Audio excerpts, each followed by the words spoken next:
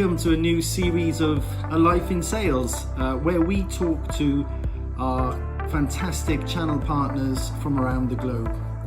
First up is a Midwest legend, the one and only Mike Keeney from Synesis Oceana. Hello, Nick. Mike. Thanks for having me. Good talking with you again. No worries. So let's get a bit by way of an introduction. Can you tell us who you are, where you're based, and what you do? Sure. So Mike Keeney, I work for Synesis Oceana, have for the last 7.5 years, based in Chicago, and been in the industry for a good 25 years. Kind of aging myself. My career also involved working for a manufacturer. I work for a reseller, and now Synesis Oceana as a system integrator for IT media solutions is where I think I found my niche. Yeah, brilliant. Or at least where I enjoy working in the industry. So for our non-American friends, that's niche, not niche. Oh. And what territory do you cover? So I'm in the Midwest. I cover all the Midwestern states in the U.S., based in Chicago, and about 8-9 states surrounding. How's being grounded suiting you? Well, now that I'm in my basement office for the last 3.5 months, I feel a little cooped in. But yes, you're normally on the plane quite a bit. And I think anyone watching this is going to be admiring that that sofa stroke couch behind you.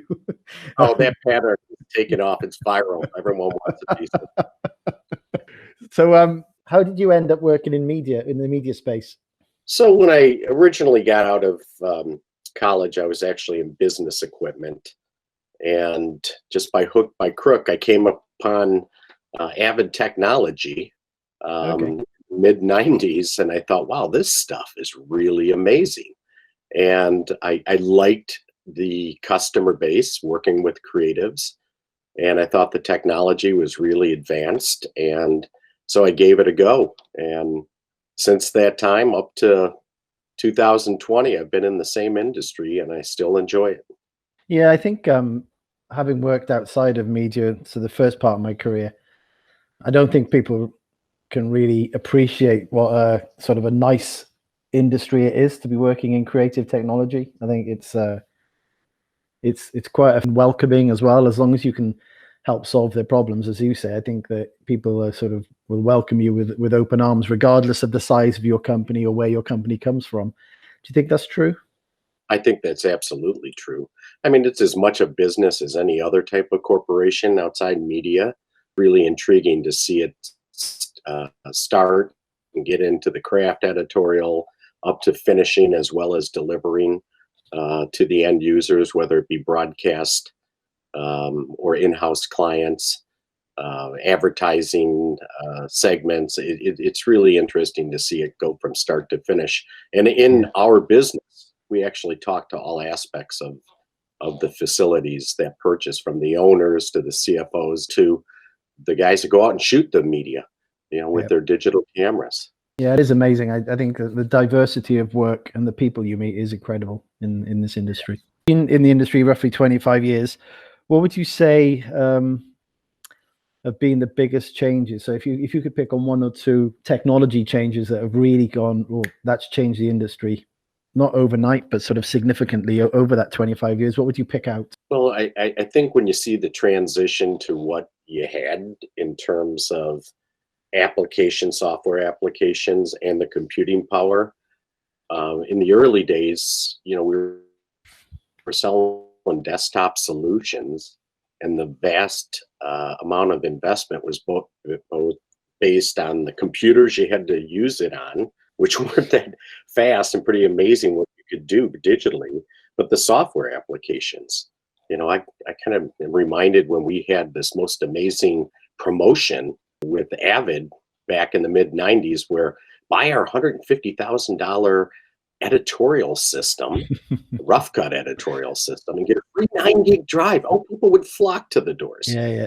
So I think what happened is you saw that computing power enhance in time, and like Moore's law, they always predicted every 18 months computing power would get twice as fast and less expensive. And I think you saw the transition go from the cost being put into the investment from the application came down to That's the easy part to obtain now. Do you think that when Apple sort of got into the game with Final Cut Pro and sort of pretty much gave that away to any university student, jokingly laughed that it was pirated, but the fact that they'd given it away, do you think that that sort of pushed the bigger players like Avid to start thinking more about more affordable applications? Because I think Apple at the time seemed to sort of democratize that process of editing. Was before, like you say, unlike some of our customers, you know, they invested heavily in very, very expensive editing suites. Do you think that had an impact at all? Oh, it had a huge impact. I'll never forget their marketing slogan, $50,000 editor for $1,000. And they changed the game for sure. I think we put a lot more focus on, well, how do we become more relevant as competitors to Apple? And I think that also helped drive some of the technological advancements because they knew they couldn't compete with that price. And of course, the price came down tremendously. And what they started looking at, especially with some of the new software applications like asset management and so on, well, maybe we can create a better workflow that makes our artists more efficient. And that focus, I think what Apple did helped drive the industry to a lot better workflow. You know, as cost of storage came down and became faster, you saw people moving from local drives to a centralized storage. What they soon realized, wow, was that amazing, right? We can collaborate now in real time or near real time. Yeah. But then they started realizing, and this is a phrase that's talked about a lot today, business continuity. So now you had centralized storage, but what happened if you weren't backing it up and your centralized storage went down? Well, that's when you started seeing tape backup come in. Yeah. You started seeing tier 2 storage like NAS systems, and today prevalent object storage. Yeah. And all of that has allowed everyone to look at business continuity. How do I keep my creatives going and my deliverables going if my only storage is tier 1? Well, if you don't have a backup or you don't have a means to get it back quickly, you don't have business continuity. Yeah, if you think of the conversations that we've had, you know, very recently with customers, certainly data tape LTO backup was seen as business continuity, but I think that a lot of people are now realizing that maybe that's more disaster recovery, and that actually in order to be working immediately, if you like, or as close to immediate as you can, you need more of a disk-based archive or backup, and maybe have LTO within the workflow, but more as a DR. Certainly pre-COVID, our experience, obviously we've been talking about business continuity and disaster recovery and remote working for years, and business continuity is always one of those ones where you go to a post house and say, have you got business continuity? And you know, they'll point to the fact they have LTO, and then you say, well, ideally that, you know, you'd have another system somewhere. Well, we can't charge for that, there's no value in it. You know, how do I make money out of disaster recovery? I don't know whether you're seeing the same, but we've certainly seen that turn around a lot with COVID, in that people are realizing actually it's not just about mundane things like a power cut in the in the data room. It's more unthinkable situations like we've had lately. What do you reckon on that? Do you think people are going to start to look at investments in that sort of area? Well, I think everybody has been thinking about it, but much like you said, what's happened in the last few months with COVID, I think it's reshaping the definition of business continuity. Yeah. There is still a lot of legitimacy to being able to get back your media from disk-based storage, which is a lot quicker.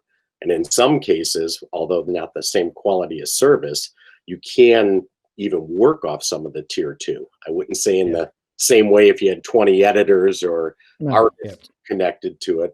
But now that business continuity is a new definition, because it's not only business continuity if your tier 1 goes down, it's what if you can't get into the building? And how do you then access your media, even though it's still operating? And that's a whole new definition of business continuity. And it's been a vast majority of the conversations we've had. I think many customers in this industry, whether they be advertising agencies, post facilities, film studios, heck, even production companies and corporations that do their own in-house creative, I think they all are getting it, and they are looking at ways to continue that. And especially with the advent of the cloud. I know we're not talking just about object matrix here, but you know, having Why not? Well, we'll spend a lot of time with it. Having an object storage and having S3 plugins and Yeah. having cloud availability to move your material there, it's now accessible if you have the right workflow in the application. That's what you have to define. What is business continuity if I can't get into the office? Dumping all your media into the cloud just purely standalone doesn't answer all the issues depending on what you do as a facility. Yeah, and I think as you and I both know, defining what is cloud is also important for people to understand, because not everything is public cloud. Public cloud doesn't make sense for everything. It makes a huge amount of sense for a lot of stuff. And I think whether it's local, private, hybrid, managed services, cloud covers all of that. When we go to trade shows, and certainly in the past, MAM was a buzzword, cloud was a buzzword, AI was a buzzword, and cloud sort of seemed to calm down a bit because I think people understood where it fitted a bit better. But I think COVID has thrown it all back up in the air again, and people are just saying, let's go to cloud, without really comprehending what incarnation of cloud they might need for the work that they do, if you know what I mean. Absolutely. And cloud typically in this business is a good deep archive for retention. You don't want to be pulling material back because the egress charges will kill you, not to mention you won't have the performance required for some applications. Yeah. All right, salesy question. You've been in the industry 25 years. Has there been a change in the way that you sell? Has the selling methodology changed? Are there new challenges to selling today than maybe 20 years ago? Because I imagine when you were selling Avid stuff, there weren't really many competitors to Avid, so maybe it was an easier sale and the margins were huge. Well, it was a point application, right? So we could talk about what this application did on this desktop.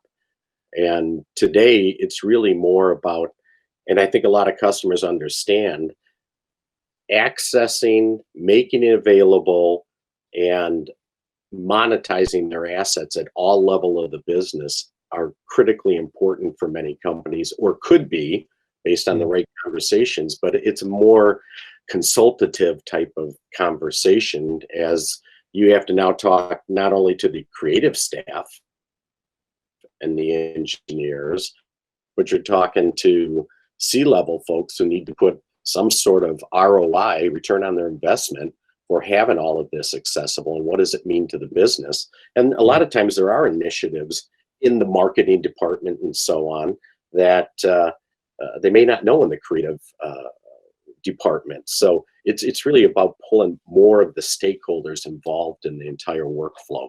So it's a little bit more complicated, but it's also a lot more valuable for the clients. We've definitely seen it certainly moving away from tactical buying to strategic buying. Strategic has to include all the stakeholders, from end users to CFOs and everyone else. And obviously it makes it a bit more complex and timely sometimes, and you may not get everyone on board, but yeah, I think that's changed. History question for you. Yes. How much did a terabyte of storage cost in 1990? I think I kind of remember some of the 3 gig drives. How much did you sell a 3 gig drive for way back when? $5,000 at the time. And oh, that's awesome. Imagine that today. Yeah. Well, looking at the sort of immediate environment and looking forward the next 18 months, what 3 technologies do you think you would be advising your customers to invest in? And if you don't say one of them is object storage from Object Matrix in Wales, this call will be ended abruptly.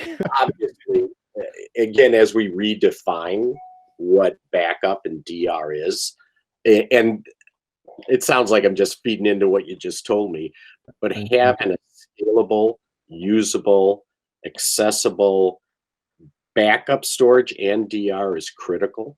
Yeah. And obviously object storage is just perfect for it. The scalability, you don't have to worry about, standing up multiple file systems like you would on a NAS system.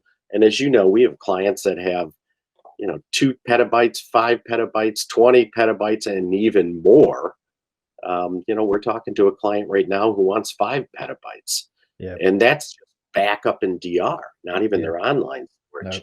No. So, I think a lot of it, the conversation is gearing towards that, but there's a lot more to it. Then how do you get the layer over it with the software applications that can find, search, access this in an intelligent way, whether it's in archive, whether it's in tier one, or whether it's in backup. Now, obviously, Object Matrix has a unique tool called Vision, but there's sometimes the needs to have something a little bit more comprehensive, like an enterprise level asset management system, which also Vision, works into. But now you get a holistic view, a federated search into all of your assets, regardless of where they reside. Yeah. So basically, what are you seeing as a challenge for remote working? Do you think that everyone has the communication links in place that they need? Well, see, that's one of the bigger issues, is do you have the pipe going out of your facility? Do the remote artists have it coming into their facility? We've talked to some clients who had enough power to get their media out based on the pipes that they had invested in. However, there's some artists, which is hard to believe, someone working on a flame system, a very sophisticated VFX 4K, 8K system, and they've got like 10 meg down into their house. It just blows my mind. But yeah, you've got to look at all aspects. That is what creates a complexity, as well as, do you have the pipe going up to the cloud? And every customer is different. So it depends on what you want to access and what is the artist experience. Can it be done through a cloud with a virtual environment? I think we're starting to see a lot more customers look towards, what about the concept of building my own internal cloud? If you think about what cloud is, it really is nothing more than the storage infrastructure we can provide at a local level. It's just up in the cloud. You got to have hardware there to support it, whether it be drives, object storage, and in some cases like Glacier, it's actually spread across tape drives. So it's all that complex to look at as you look at remote access and capabilities. Mike, I've got one more question for you, and it's a bit difficult. I need you to pronounce these 3 Welsh town names. Off you go. Okay, the first one is real easy. It's Ystrangelnes. Love that. Okay, go for the second one. Hey, that's Trelais. That's not too bad. And then the last one should really stump you. No, this one, come on. That was my nickname in high school. Sorry, what was it? Langolan. All right then. So the first one is Ystrad Gynllais. The second one is Trelalis. The third one is Llangollen. Oh, sure. Yeah. Like I had a chance at that. We said I was a spelling bee champ in school.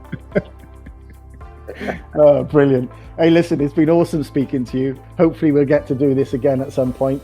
And hope we'll get to come to Chicago and have a beer and have a chat in person at some point. We're looking forward to it. Nick, always a pleasure to speak with you. Thanks for the time.